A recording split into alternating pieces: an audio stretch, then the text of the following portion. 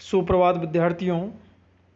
आज हमारी संधि है ऋत्व संधि, जिसका सूत्र है सस जूसो रू। सस जूसो रू, इसका मतलब है विसर्ग से पहले ए या आ नहीं हो तथा बाद में अस हो तो विसर्ग के स्थान पर रे हो जाता है। यानी विसर्ग से पहले ए आ नहीं हो, मतलब कि स्वर होना चाहिए, कोई भी स्वर हो केवल ए और आ को छोड़कर, तथा बाद में अस हो, अस प्रत्यार होता है जो हमने पिछले सूत्र में पढ़ा है, हो तो विसर्ग के स्थान पर रे हो जाता है। तो हम वहाँ विसर्ग के स्थान पर रे आदेश करेंगे। अर्थात कहने का मतलब कि हमारे पास प्लस से पहले विसर्ग होगा, फिर विसर्ग से पहले कोई भी स्वर होगा, लेकिन उसमें ए और आ स्वर नहीं होना चाहिए। ए और आ स्वर नहीं होना चाहिए, कोई भी स्वर हो ए आ को छोड़ करके। प्लस से पहले विसर्ग हो, विसर्ग से पहले कोई भी स्वर हो पद में, केवल ए और आ नहीं होना चाहिए।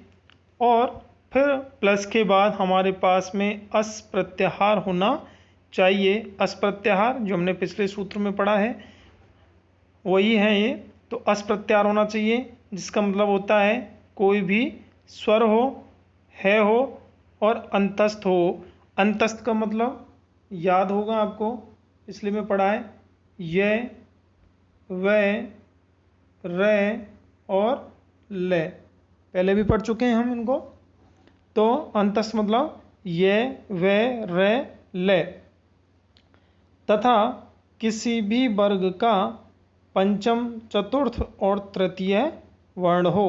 एक बार फिर देख लें कि प्लस के बाद में कोई भी स्वर हो, कोई भी स्वर होना चाहिए, और है हो, या फिर ये, वे, रे और ले, इनमें से कोई भी एक वर्ण हो, तथा किसी भी वर्ग का पांचवा, चौथा और तीसरा वर्ण हो।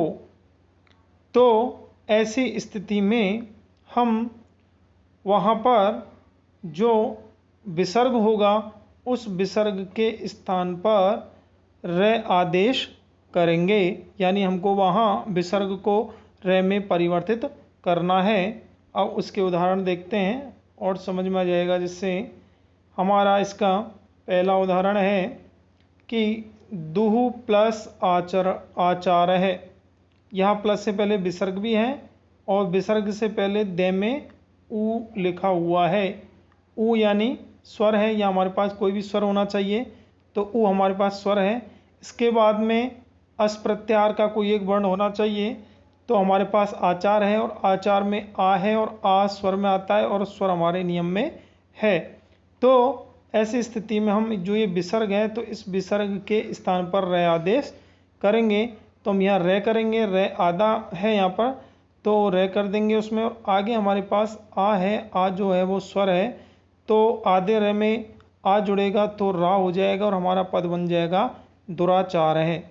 इसी प्रकार से दुहु प्लस जन है, वही स्थिति है।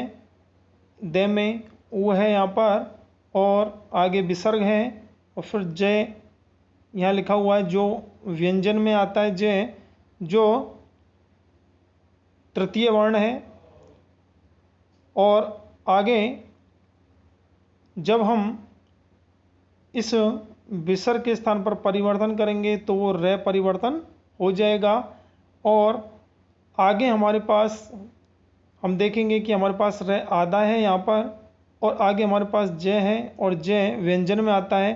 तो यहाँ रे को पूरा करने के लिए कोई भी स्वर नहीं है, तो हमारा रे जो है वो आधा ही रहेगा, और आधा रे जय के ऊपर लग जाएगा और हमारा पद बन जाएगा दुर्जन है। इसी तरह से आगे देखते हैं तीसरा उदाहरण, निहि प्लस जलम। यहाँ ने में ई है, ने में हमारे पास यहाँ पर ई की मात्रा है, आगे जलम जय वर्ग का तीसरा है हमारे पास। तो विसर्ग के स्थान पर हम रे परिवर्तन करेंगे, ये जो विसर्ग है इसके स्थान पर रे कर देंगे, और रे आधा है, आगे हमारे पास जय है इसलिए इसमें ये जुड़ेगा नहीं, तो जय के ऊपर लग जाएगा और हमारा पद बन जाएगा निर्जलम। इसके बाद हमारा अगला उदाहरण है नी प्लस धनम, जिसका निर्धनम बन गया। इसी तरह से विसर्ग का रे कर दिया यहाँ पर। फिर इसके बाद मुनि प्लस इव हमारे पास है, तो मुनि यहाँ पर ई है मुनि में, और आगे विसर्ग है, और आगे हमारे पास ई है इसमें जो स्वर में है। तो यहाँ पर विसर्ग के स्थान पर हमने रे कर दिया, विसर्ग के स्थान पर हमने रे परिवर्तित कर दिया।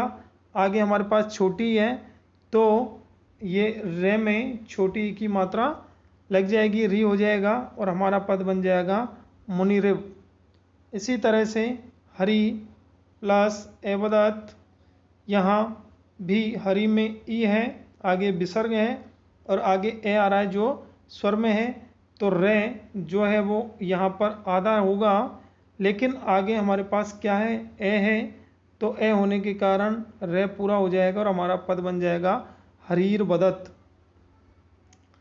इसी तरह से आगे रवि प्लस उदय, यहाँ रवि ई है, उदय आगे ऊ है, और ऊ स्वर में आता है, तो ऊ है आगे, तो यहाँ विसर्ग का रे हो गया और आधा रे है, और इसलिए यहाँ पर आगे ऊ है, ऊ जो है वो स्वर में आता है, तो आधे रे में ऊ जुड़ेगा तो उसकी मात्रा लग जाएगी और वो हो जाएगा रू, और हमारा पद बन जाएगा रवि उदय। इसी प्रकार रामई प्लस एव, यहाँ पर विसर्ग से पहले आई आ रहा है, विसर्ग से पहले आई की मात्रा है जो स्वर में आती है, और आगे ए लिखा हुआ है वो भी स्वर में है, तो विसर्ग के स्थान पर यहाँ पर परिवर्तन कर दिया हमने, रे कर दिया, और आगे हमारे पास ए है, तो रे में ए की मात्रा मिलेगी तो रे हो जाएगा और हमारा पद बन जाएगा रामई रेव। इसी तरह से निहि प्लस मलम का निर्मलम बन गया, विसर्ग का रे हो गया, और आगे कोई भी स्वर नहीं होने के कारण रे आधा रहता है, इसलिए वो मैं के ऊपर लगा दिया और बना दिया निर्मलम।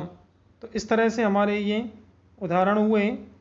एक बार फिर इसके नियम को देख लेंगे कि हमारे पास प्लस से पहले विसर्ग तो होगा ही, ये तो फिक्स है, और विसर्ग से पहले हमारे पास कोई भी स्वर हो, केवल ए और आ नहीं होना चाहिए, कोई भी स्वर हो ए आ को छोड़ करके, और प्लस के बाद में हमारे पास अस प्रत्याहार हो।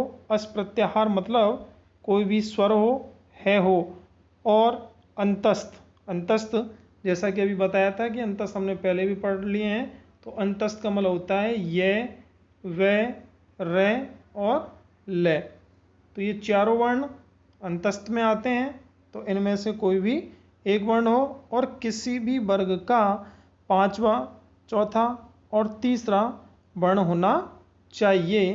तो ऐसी स्थिति में हम जो हमारा विसर्ग होगा उस विसर्ग के स्थान पर हम रे आदेश करेंगे। विसर्ग के स्थान पर जो विसर्ग होगा उसके स्थान पर हम रे आदेश करेंगे। तो इस तरह से हमारा ये सूत्र